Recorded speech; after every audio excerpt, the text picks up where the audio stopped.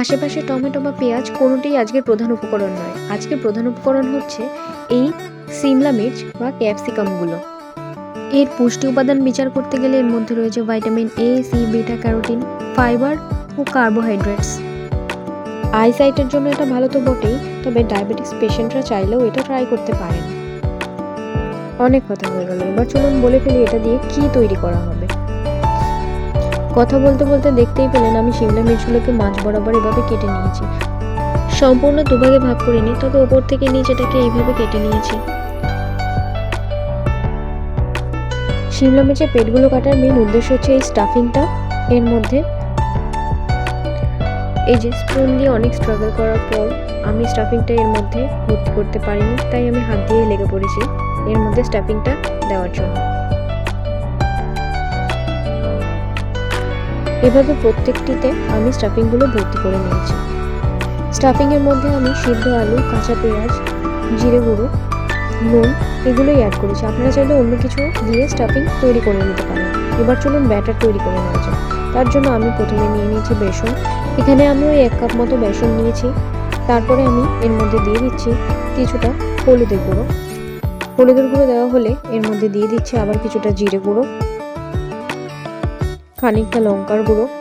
লঙ্কার গুঁড়ো বেশি দেবো না, লঙ্কার গুঁড়ো খুব বেশি দেবো না, একদম সামান্য পরিমাণে দিয়েছি। লঙ্কার গুঁড়োটা অ্যাড করার পরে আমি এর মধ্যে দিয়ে দিচ্ছি কিছুটা সুজি।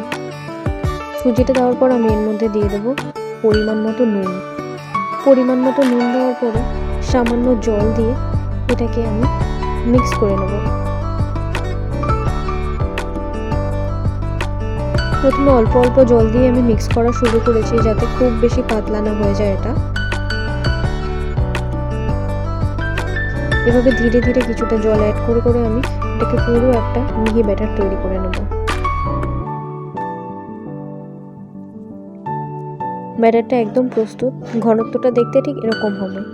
এবার সেই স্টাফিং ভর্তি সিমলা মির্চগুলোকে একটা একটা করে আমি মেখে নেব এই ব্যাটারে। ঠিক এভাবে চারপাশে মেখে নিতে হবে। এবারে এগুলোকে তেলে ভাজা হবে। এখানে আমি গ্যাসের ফ্লেমটা লো থেকে মিডিয়াম আঁচে রেখেছি।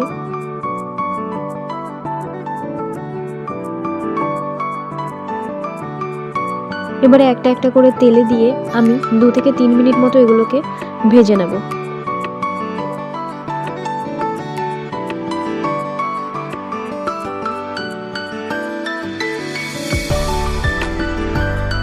প্রত্যেকটা সাইড লাল লাল করে ভাজতে হবে।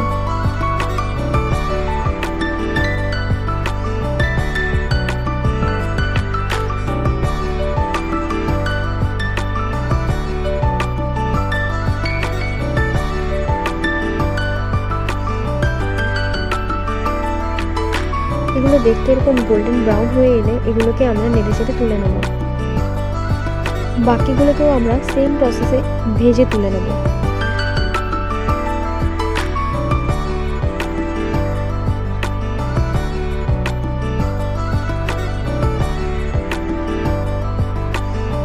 এই যে একদম প্রস্তুত হয়ে গেছে চিলি বাইটস। অবশ্যই বাড়িতে ট্রাই করো এবং জানিও কেমন হয়েছে।